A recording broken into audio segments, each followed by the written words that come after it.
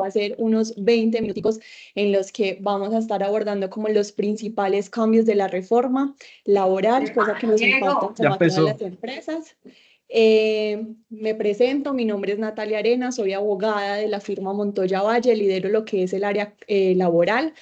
Montoya Valle es una firma boutique que se dedica a todo lo que es la asesoría jurídica en áreas como el tributario, el laboral, la seguridad social, recuperación de cartera, litigios y en sí a prevenir todo lo que es cualquier evento legal y esa prevención de riesgos.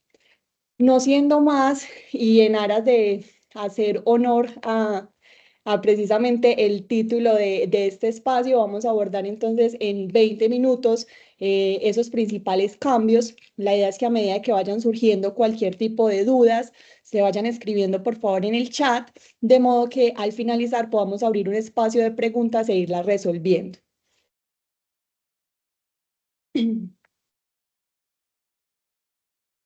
Uno de los principales cambios, digamos, que trae la reforma es en cuanto a cambios en la jornada de trabajo. Veníamos trabajando entonces con un esquema en donde la jornada nocturna empezaba a partir de las 9 de la noche. Con este cambio, entonces la reforma lo que implementa es que ese cambio va a ser a partir de las 7 de la noche. Entonces la jornada diurna quedará entre lo que se labore entre las 6 de la mañana y las 7 de la noche y la nocturna entre las 7 de la noche y las 6 de la mañana. Esta aplicación no es inmediata, tendrá una aplicación, digamos, su vigencia, de acuerdo a cómo está establecido en la norma o en esta reforma laboral, es que va a empezar a tener vigencia 6 meses después de su sanción. Es decir, la ley fue sancionada ahorita el pasado mes de junio, el 25, por lo que tendría que iniciar su ejecución o su vigencia a partir de diciembre. Con respecto a la jornada máxima, seguimos como lo veníamos trabajando. La idea es llegar a 42 horas semanales.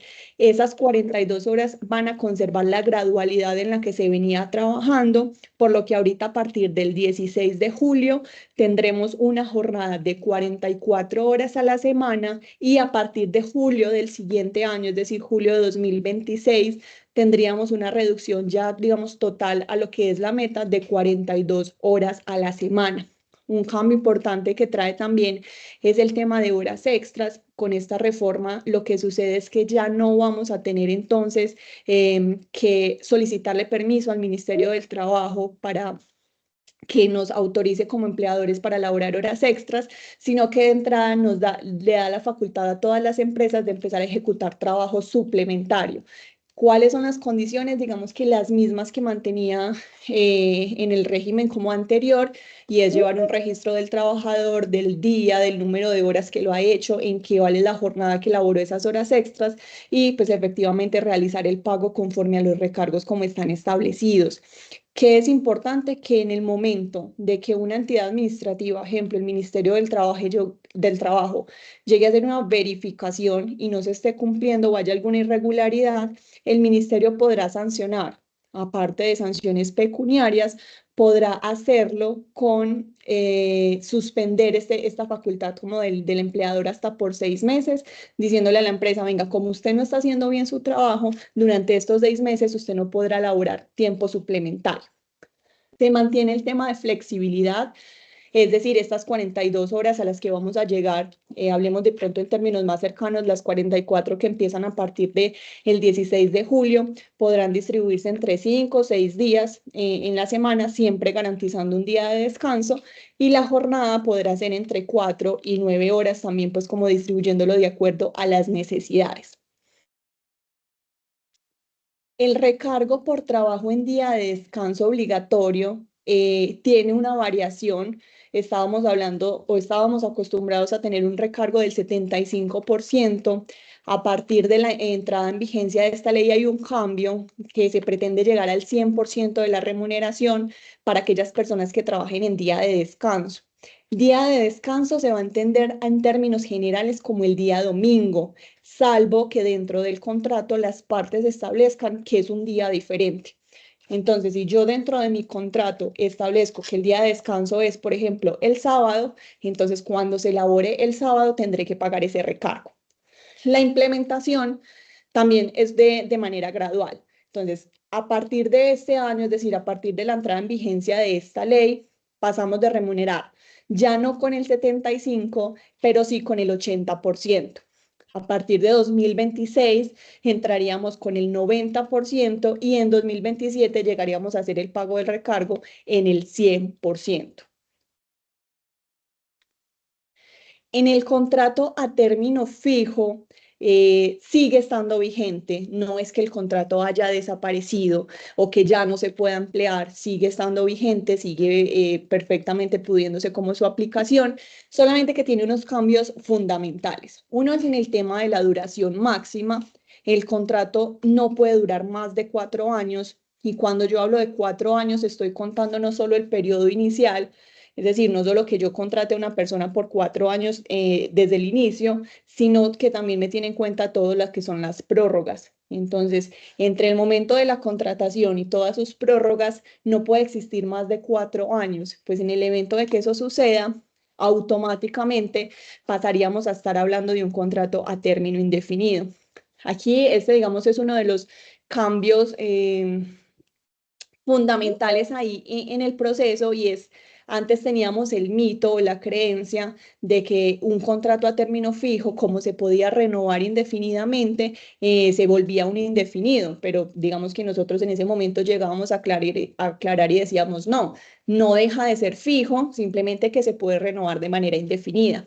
Ahora tendremos que hacer una aclaración diferente y es, sí se puede renovar, pero no de manera indefinida como veníamos acostumbrados, sino que se va a poder renovar máximo hasta 4 años y en el evento de que se vuelva a renovar y que supere ese límite, sí se va a convertir en un contrato a término indefinido de manera automática. ¿Qué pasa entonces, por ejemplo, con los contratos a término fijo que hoy estén vigentes? Ese término va a empezar a contar o empezó a contar a partir del 25 de junio. A partir de ese momento se empiezan a contar esos 4 años límites. Entonces, si yo tenía una persona hace 10 años con un contrato a término fijo, pues lo crítico van a ser estos 4 años posteriores hasta 2029, porque si me supera eso, se me va a convertir en indefinido desde 10 años atrás que lo vengo contratando. En materia de prórrogas, no hay mayores cambios, está pues la prórroga pactada, que es aquella que yo dejo establecida directamente en el contrato, y la prórroga automática, que es la que me opera cuando yo, más de 30 días antes de que se venza el término de ese contrato, no notifico a la otra parte de la voluntad de terminarlo, entonces automáticamente se me va a prorrogar. ¿Dónde sí hay una diferencia en las prórrogas? En los contratos que son a término fijo inferiores a un año. Ejemplo, los contratos por 6 meses. Veníamos trabajando en que los contratos a término fijo inferiores a un año era el periodo inicial y a partir de ahí tenían 3 prórrogas que podían ser inferiores a un año y a partir de la cuarta necesariamente tenía que ser a un año. Esta reforma lo que me introduce es una cuarta prórroga, donde tengo entonces el periodo inicial, 4 prórrogas, ya no 3, sino 4, y a partir de la quinta necesariamente va a tener que ser a un año, siempre respetando el máximo de los 4 años. El contrato de aprendizaje, digamos que es una de las situaciones que quedó definida, pero que en su aplicación aún está muy en el aire, y es que este contrato se vuelve un contrato laboral especial. Se vuelve entonces en un contrato de trabajo, pero por ejemplo la remuneración no pasa a llamarse salario, sino que conserva su nombre de apoyo de sostenimiento mensual. Ese apoyo tiene una variación, un incremento, donde antes pagábamos un 50% para esos aprendices que estaban en su etapa lectiva. Hoy, con esta reforma, pasaríamos a pagar el 75% de lo que es un salario mínimo y lo que antes pagábamos en un 75%, que era precisamente la etapa productiva o la fase ya práctica como tal, hoy vamos a pasar a remunerarla con el 100% del salario mínimo. Para el tema, por ejemplo, de los estudiantes universitarios, estamos hablando siempre del 100%. Pese a que esto sería lo que en un contrato laboral estamos hablando de que son el salario, este valor no puede estar regulado por convenios ni por fallos arbitrales. Entonces ahí hace pues como una exclusión. También hay cambios en materia de afiliación al sistema de seguridad social. En fase lectiva ya teníamos una afiliación a la EPS, se introduce lo que es entonces una nueva afiliación a riesgos laborales durante esa etapa y tanto EPS como riesgos laborales durante la fase electiva están 100% a cargo de la empresa patrocinadora. En el caso de la fase práctica o en esa etapa práctica de la formación, ya veníamos trabajando con afiliaciones a EPS y afiliaciones a ARL. Lo que hace la reforma es entonces introducir el fondo de pensiones como una afiliación también obligatoria en este tipo de contratos y lo dice que lo va a manejar como dependientes, es decir, como un trabajador con contrato laboral normal. ¿Qué pasa con esos trabajadores? Pues normalmente se le descuenta el porcentaje de salud, de pensión, cada uno del 4% y la empresa asume el 100% de la ARL. Acá, como nos está diciendo que lo tratemos igual, se entiende de la reforma que con los practicantes también habla que aplicar esa deducción. Y lo otro es que a partir de esa fase práctica, estos aprendices entran a tener derecho a las prestaciones sociales. Anticipándome de pronto un poco a las preguntas que puedan surgir, la norma no es clara, entonces sí también, aparte de todo lo que es EPS, ARL y seguridad social en pensiones, también tengo entonces que hacer pagos a parafiscales y en todo este tema pues de prestaciones sociales, ¿cómo voy a hacer la aplicación? Es algo que todavía está, digamos, en proceso para, como les decía ahorita, es un cambio que ya, digamos, está definido en la norma, pero que para de ahí llegar a su práctica todavía hay unos asuntos que se deben ir ajustando en el camino. El tema de la monetización es en esos eventos en los que yo no puedo o no quiero contratar a un aprendiz, pues la consecuencia va a ser que por cada aprendiz que yo tengo que tener, de acuerdo pues a la cuota que me fija el SENA, debo de pagar el 1.5 salarios mínimos. En materia disciplinaria también hay unos cambios. El cambio principal que se maneja es el cambio en el plazo para la diligencia de descargos.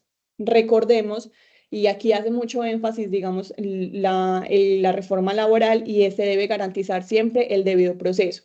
¿Cuándo garantizo yo el debido proceso? Cuando antes de iniciar todo este proceso disciplinario y de llegar a imponer una sanción, sea un llamado de atención, sea una suspensión, lo que tengo que hacer es hacer una citación donde yo le diga al trabajador cuáles son los hechos por los que lo estoy llamando a la diligencia de descargos o por los cuales inicié el proceso disciplinario, cuáles son las pruebas que tengo de que eso sucedió y cuáles son las normas que esa persona estaría vulnerando o contra las cuales está atentando según esos comportamientos. Tengo que dejar eso muy claro y establecido. Y a partir de ahí le tengo que decir, bueno, usted tiene un plazo, que es, digamos, lo que entra a regular directamente la ley, mínimo de 5 días para presentar su versión, su derecho de defensa o los descargos. Entonces, entre el momento de la citación y los descargos no puede existir menos de 5 días. ¿Qué pasa entonces con eso? Ya no puedo yo llegar y decir, voy a citar a un trabajador hoy para que mañana venga y me rinda los descargos. Ya entre un evento y el otro debe existir mínimo 5 días. ¿Cuándo no aplica ese proceso? No aplica para trabajadores del hogar ni para micro y pequeñas empresas. En esos eventos específicos, lo que se dice es que simplemente garanticen el derecho de defensa, pero lo hace como un poco más laxo. Ajustes también en materia de discapacidad, donde si yo voy a llamar en materia disciplinaria a un proceso a un trabajador que tenga condiciones de discapacidad, debo garantizar y hacer todos los ajustes que sean necesarios para que esa persona comprenda completamente y se pueda comunicar, digamos que con fluidez y darse a entender en el proceso o en el momento de ejercer su derecho de defensa. Estos cambios, entonces, que se introducen en materia disciplinaria, deben estar contenidos en el reglamento interno de trabajo y para eso la reforma otorgó un plazo de 1 año para actualizar. Y aparte de actualizarlo, dice, recuerden entonces que vamos a tener una publicación física.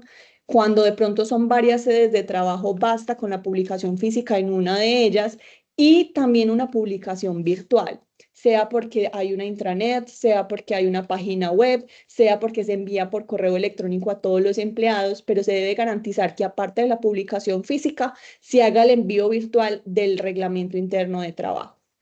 Esto pues para conocimiento de todos los trabajadores y su consulta en el momento que lo consideren necesario. También trae la reforma entonces unas nuevas obligaciones y permisos en materia pues o en cabeza de los empleadores, como lo son las licencias remuneradas. Las licencias remuneradas escolares es ese permiso remunerado, es decir, que no lo puedo descontar, que no le puedo decir al trabajador posteriormente que me reemplace o que me reponga esas horas que se gastó en permisos escolares como asistencia a calificaciones o una citación expresa en la que tenga que asistir el trabajador. También para lo que son actividades judiciales o administrativas que tenga que desarrollar el trabajador. Y hay un beneficio adicional que es un día de descanso remunerado por 6 meses de trabajo para aquellos trabajadores que ingresen o que vayan a su sitio de trabajo en bicicleta. Entonces es como una forma de promocionar o de darle, sí, como un tratamiento diferencial a estas personas que usan la bicicleta como su medio de transporte para el trabajo, concediéndoles un día de descanso por cada 6 meses de trabajo.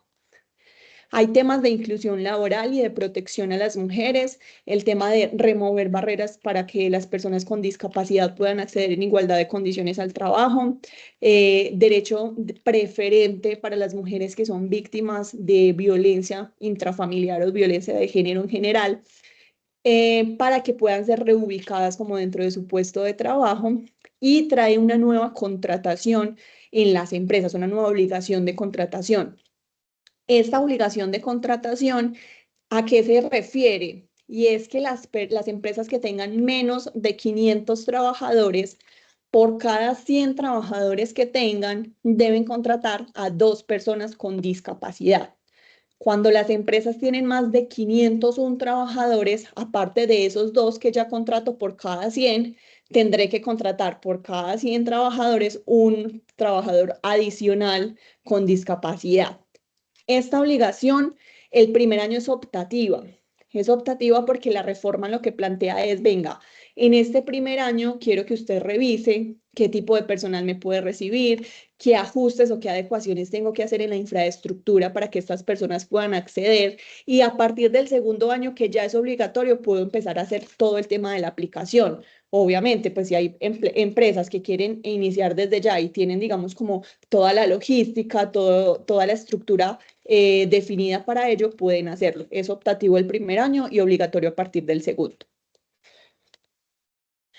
Con respecto a las cesantías, la reforma hace una claridad y es que cuando el empleador haga el pago directo de las cesantías al trabajador, en principio no va, digamos, ser producto de sanciones siempre y cuando el empleador garantice y haga todo el proceso de verificación de que los trabajadores emplearon ese valor que recibieron directamente por cesantías en las modalidades que la ley permite. Estamos hablando de vivienda, de educación. Entonces, si yo verifico que el trabajador empleó efectivamente ese valor de cesantías en esas modalidades específicas que trae la ley, no tendría por qué recibir una sanción.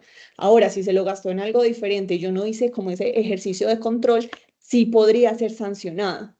Sin embargo, hace la claridad de que el hecho de que permita hacer este pago directo al trabajador no quiere decir que se omita la obligación de afiliarlos a un fondo de pensiones. Independientemente de si el pago se va a hacer o no en cabeza del trabajador, tiene que existir una afiliación al fondo de cesantías, perdón. Finalmente, en lo que es entonces materia de teletrabajo y conectividad, se incluyen unas nuevas modalidades. Ya veníamos trabajando con lo que es autónomo, móvil y híbrido, pero me incluye una nueva modalidad que es la transnacional.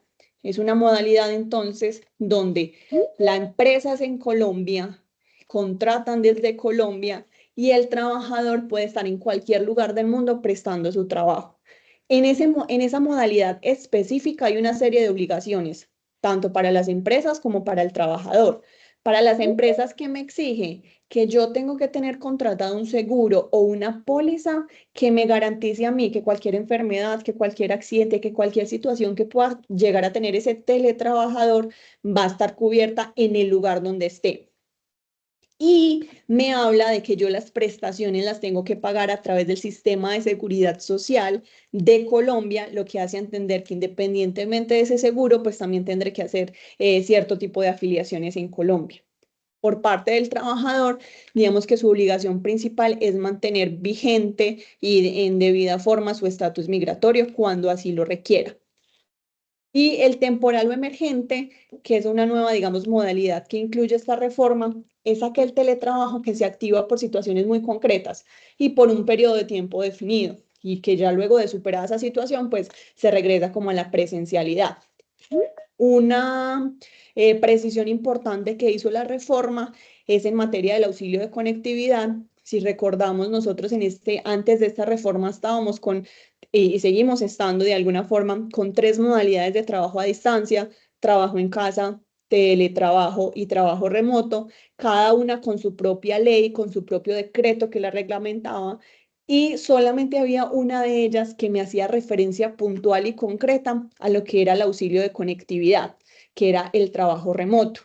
Hoy con esta reforma, entonces me dice, para el teletrabajo vamos a definir qué es el auxilio de conectividad. Entonces va a ser ese valor que reciben las personas con menos de que den hasta 2 salarios mínimos, es decir, va a funcionar igual que el auxilio de transporte, pero son excluyentes: o de venga auxilio de conectividad o de venga auxilio de transporte. En las modalidades de teletrabajo, por ejemplo, que son días desde casa y días desde la oficina, va a recibir uno de los dos, independientemente de que todos los días, digamos, no use la conectividad y no todos los días use un medio de transporte. Pero entonces, reconociéndose uno de ellos, ya se entiende que cumplió como con sus obligaciones.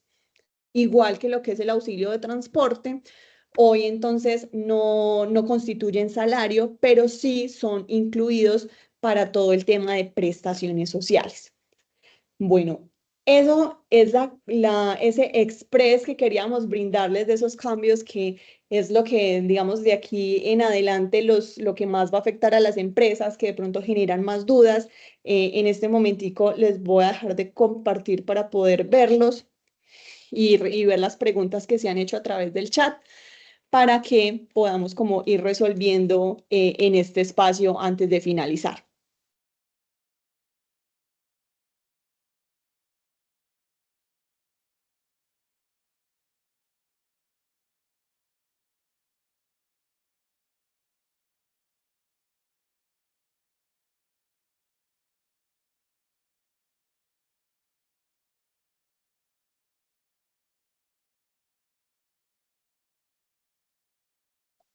Constanza, dime por favor.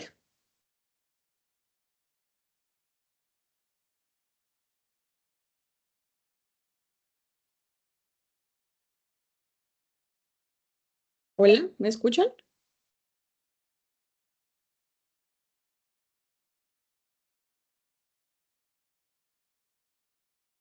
Bueno, abriendo aquí el chat, entonces doy respuesta a la pregunta de Fernanda. En cuanto al tema de contratos fijos, si el contrato se tiene hace tiempo, sobre estos contratos no hay cambio. Sí, solamente que los cambios van a empezar, digamos, a suceder a partir de la fecha de sanción. Entonces, como les explicaba, yo vengo con un contrato a término fijo desde hace, no sé, 3 años, 4 años, 10 años. A partir del 25 de junio, que es cuando se sanciona la ley, empiezan a correr los 4 años máximos de la duración de los contratos a término fijo. Entonces, hasta el 2029 podrían llegar esos contratos, y en el evento de que yo siga prorrogando ese contrato, la consecuencia es que directamente se va a volver un contrato a término indefinido desde el inicio, es decir, hace 3, 4 o 10 años que yo lo contraté bajo esa modalidad. Listo, Natalia, y te pregunto, frente a eso, entonces, digamos, en el 2029, ¿se liquidaría ese contrato y se pasaría a ser indefinido o cómo funciona? De manera automática pasa a ser indefinido. A ver, ¿qué es lo Pero que se desde el está buscando? 2029. Desde el inicio, desde el momento inicial de la contratación. ¿Qué es lo que se está buscando con la reforma? E incluso así, pues como que se establece un tema de estabilidad.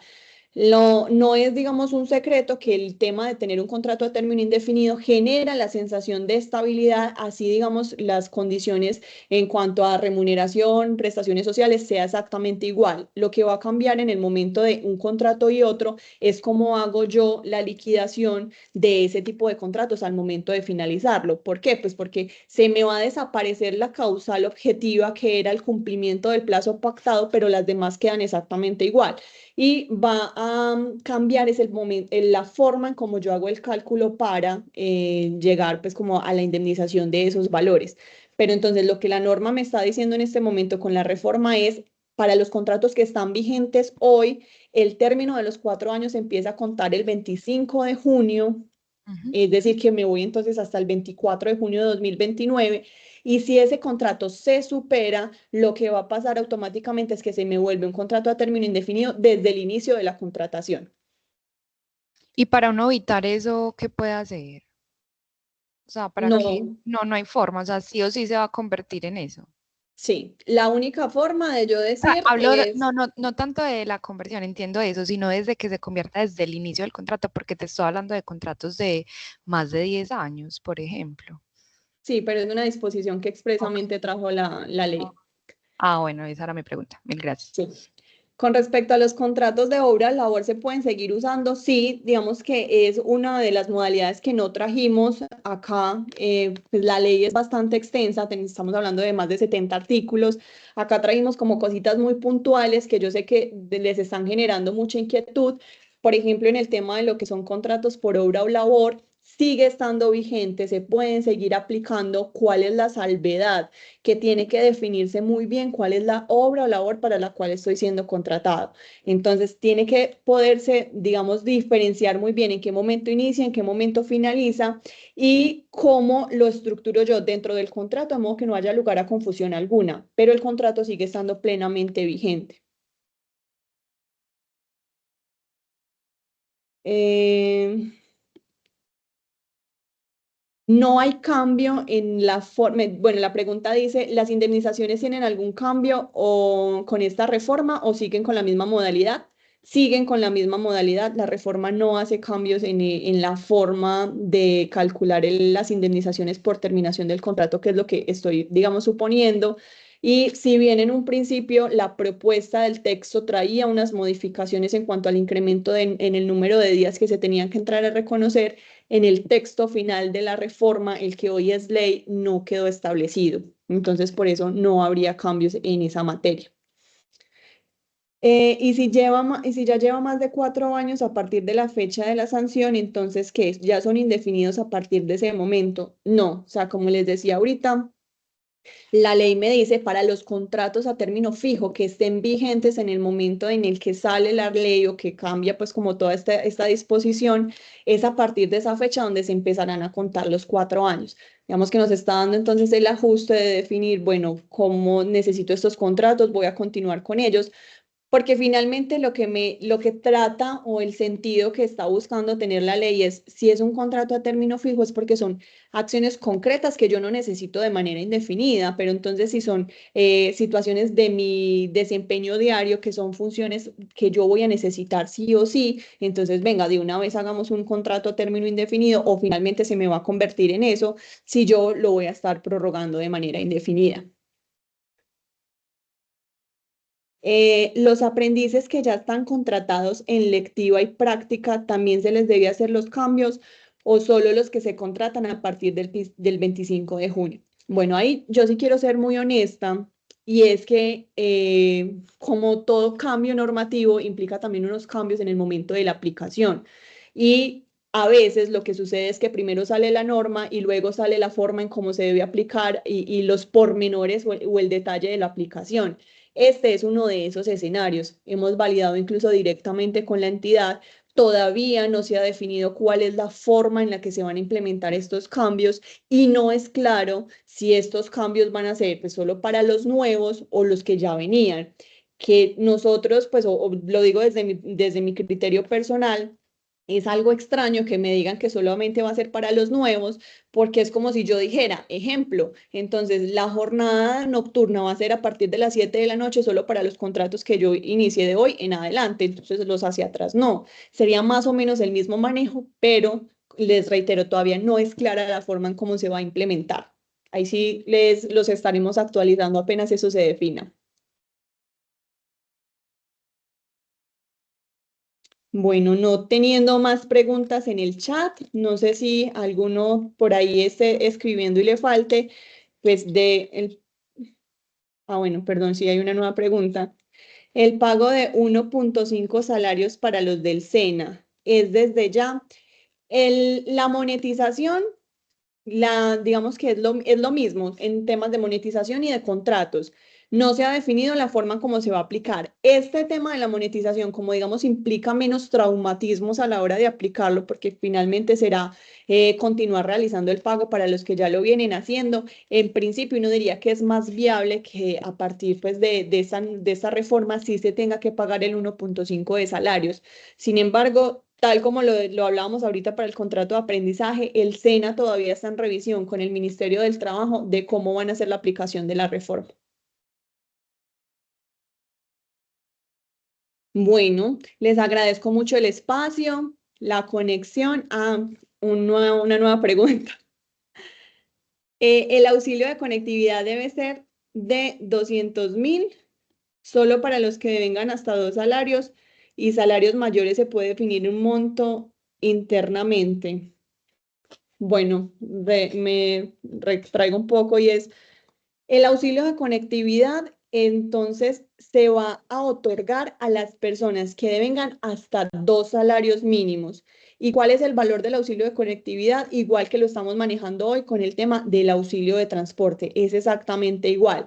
¿Qué pasa? Si esa es una obligación legal, es decir, las empresas no pueden decir no voy a reconocer el auxilio para las personas que cumplan con esta característica.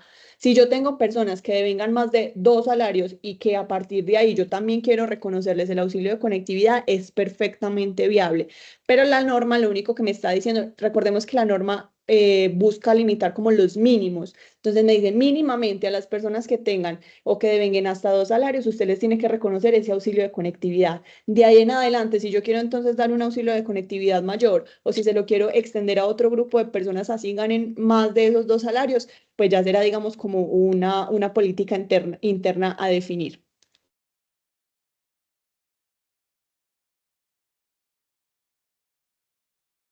Bueno, ahora sí creo que no hay más preguntas. Agradeciendo mucho el espacio, que se hayan conectado. Igual estén muy atentos que vamos a estar haciendo publicaciones, invitaciones en este sentido de nuestras páginas, pues en nuestras redes y apenas tengamos como más información, especialmente en ese tema de contratación con el SENA, de los contratos de aprendizaje, les estaremos compartiendo toda la información. Que estén muy bien y hasta luego. Ah, Natalia, muchas gracias.